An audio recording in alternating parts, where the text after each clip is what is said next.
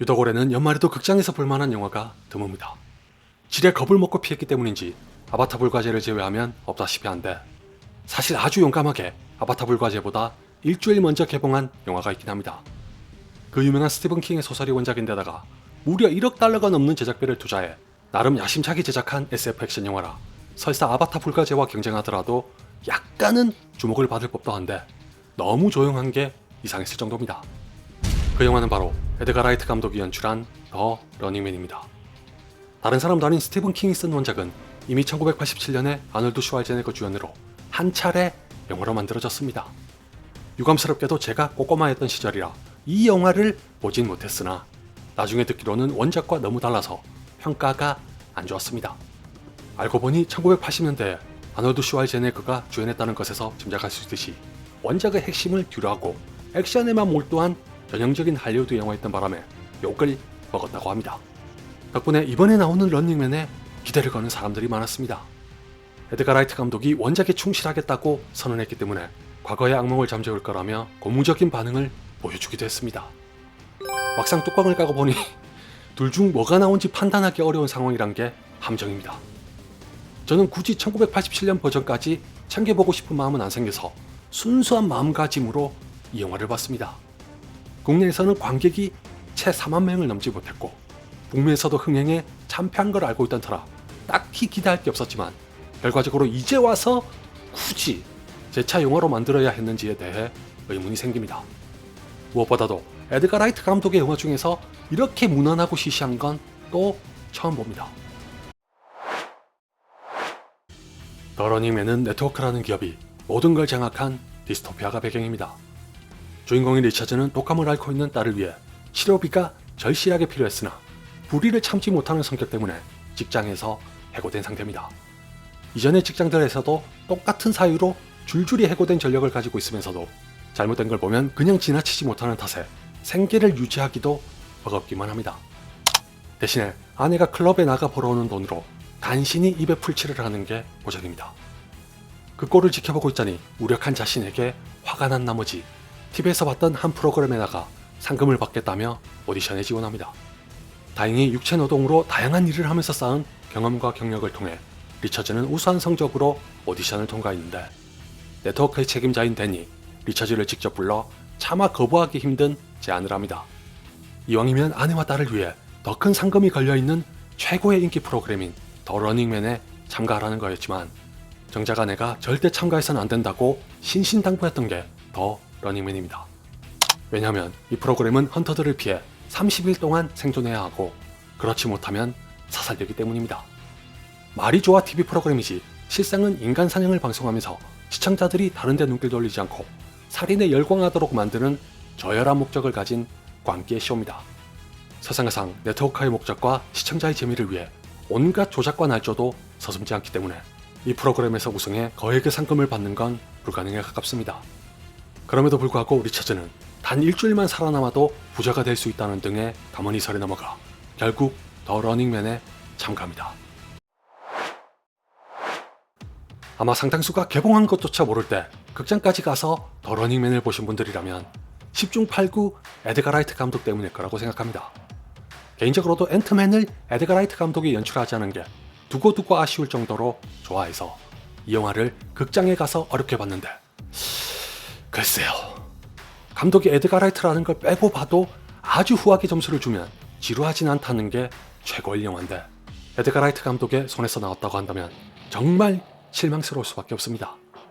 다른 걸 다 떠나서 원작이 나온 게 지금으로부터 장장 40년도 더 전입니다. 스티븐 킹은 괜히 스티븐 킹이 아닌 게, 더 러닝맨의 세상은 소위 말하는 공룡기업이 쥐락펴락하면서 인간을 부속품으로 여기며 돈을 위해서라면 무엇이든 할 수 있고 또 그렇게 해야만 살아남을 수 있는 공간입니다. 더욱이 대중의 눈을 멀게 하고 분노를 유도하기 위해 진실을 거짓으로 바꾸는 것쯤은 아무렇지 않게 합니다. 어떻게 해서든 더 자극적인 방송으로 우미나 정책을 펼치려는 것도 현실과 동떨어지지 않아 높은 설득력을 가집니다. 다만 이 모든 게 당시로서는 참신한 설정과 서사였더라도 그런 작품을 문학계와 영화계 등에서 내버려뒀을 리 만무합니다. 이 말인즉슨 더 러닝맨이 시초도 아니었겠지만 이제 와서는 익숙할 대로 익숙하다는 뜻입니다. 저처럼 원작이나 1987년의 영화를 모르시는 분들에게 가깝고도 대표적인 예가 헝거게임입니다. 자본주의의 색채는 더 러닝맨이 짙다는 것만 제외한다면 두 영화의 세계관은 거의 동일합니다. 정확하게는 지배체제를 공고히 하기 위해 방송을 악의적으로 이용한다거나 이 방송을 통해 불가능한 환상을 주입하고 때로는 이용 가치가 있는 영웅을 탄생시켜 시청자의 감정을 붙잡으려는 목적 등은 완전히 일치합니다. 비단 헝거게임이 아니더라도 불공정한 게임으로 대중을 선동하면서 정의 따위에는 일말의 관심도 없게 하는 짓 같은 건 더 이상 새로울 게 없습니다. 더 나아가 치밀하고 악랄하게 뻗어나간 독재로 가득 채워진 세상은 말할 것 없습니다. 심지어 이 게임의 규칙과 방송은 저걸 보는 게 정말 재밌을까라는 의문을 갖게 합니다. 헝거게임이야 지독한 의지로 사륙을 실시간으로 방송하니 진짜 도덕과 윤리보다 도파민에 찌든 시대라면 그럴 수도 있겠다는 설득력을 갖는 데 반해 더 러닝맨은 헌터들로부터 어떻게 해서든 30일 동안 살아남으면 됩니다. 그렇기 때문에 방송으로 내보낼 수 있는 내용은 지극히 한정적입니다. 기껏해야 참가자들이 매일 찍어서 보내는 영상과 그 영상 등을 바탕으로 헌터들이 참가자들을 추적하는 게 전부인데 이게 과연 재밌을지 궁금합니다. 물론 더 러닝맨에도 나름의 방책은 있어 참가자의 부류를 크게 세 가지로 나눕니다. 자세히 말씀드리면 스포일러라 생략하고 원작에도 있는 설정인지 모르겠지만 네트워크가 의도적으로 구성했다고 하는 세 가지의 부류는 그런 관점에서 보더라도 상당히 자기적입니다. 특히 목숨이 걸린 게임에서 관종처럼 구는 한 부류는 방송에 필요한 재미라는 조건을 제공하기 위해 억지스레 삽입한 보석을 보여 개연성은 현저히 낮아집니다. 그렇다고 또 제목으로 연상할 수 있는 질주와 추적으로 시종일관 숨 돌릴 틈을 주지 않는 긴박한 구성을 갖고 있는 것도 아닙니다. 사정이 이렇다 보니 영화를 통해 게임의 일부를 지켜보게 되는 관객마저 재미를 얻을 거리가 부족합니다. 주인공이 영화 내내 하는 거라곤 어디 숨어있거나 도피하다가 누군가를 만나는 것뿐인데다가 그 누군가가 주인공을 도와주는 동시에 관객에게는 어떤 의미를 설파하는 역할을 한다는 것에 진부한 반복이 이어지는 바람에 상영시간이 길어지는데 지대한 몫을 차지합니다. 천만다행히 틈틈이 나오는 액션은 그럭저럭 볼만하지만 볼만한 액션 정도로는 이 영화에 대한 만족도를 끌어올리기 쉽지 않다는 게 문제입니다. 글렌 파월이 연기한 주인공이 관객들로부터 호감을 얻기에 힘들다는 것도 이 영화가 가진 장애물 중 하나입니다.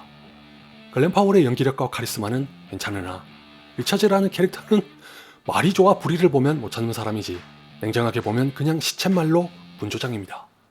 실제로 심리검사에서 역대 참가자 중 가장 분노가 크다는 결과가 나오는 게 전혀 이상하지 않을 만큼 내내 헐크처럼 미간이 일그러진 채 화를 참지 못하는 모습을 연발합니다. 에드가 라이트 감독이 원작에 충실하겠다고 했지만 진짜 소설에서도 이런 캐릭터인 게 맞는지 의문을 가졌을 정도입니다. 아니, 원작을 모르는 입장에서는 단순해도 너무 단순한 캐릭터라 1987년 버전이 액션으로 채워졌다는 게 당연해 보일 지경이거든요. 아울러 따지고 보면 이 영화도 액션 외의 다른 걸로 어필하지 못하고 있는 건 마찬가지라 원작에 충실하겠다는 말에 기대하셨을 팬들의 실망이 굉장히 크실지도 모릅니다. 개인적으로 더 러닝맨의 실망이 커졌던 건 이 영화가 여러모로 에드가 라이트라는 이름에 걸맞지 않아 보였기 때문입니다. 에드가 라이트 감독은 데뷔 초기부터 B급 감성으로 유쾌하고 리드미컬한 연출을 뽐내며 자신의 개성을 뚜렷하게 드러내 많은 팬들을 양산했으나 이번만큼은 원작에 충실하겠다는 약속에 발목을 잡힌 탓인지 어설프게 접목한 개성이 도리어 영화에 해가 된 것 같습니다. 왜냐하면 원작의 경우는 상당히 진지하고 암울한 걸로 알고 있는데 이게 사실이라면 전반적인 톤을 깨지 않고서는 제가 아는 에드가 라이트 감독의 연출이 개입할 여지가 적을 수밖에 없기 때문입니다. 설사 그렇더라도 라스트 나이트 인 소호에서 보여줬던 능력을 믿었건만 돌아온 건 믿었던 만큼의 실망입니다. 더 러닝맨은 여러가지 조건에도 불구하고 어중간하게 들어간 코믹한 터치가 영화의 분위기를 망치는데 일조하는 탓에 이래저래 그냥 특별할 거 없는 B급 영화라는 인상만 강해집니다. 그 중에서도 진짜 실망을 감출 수 없었던 장면은 하필 이 영화의 결말입니다.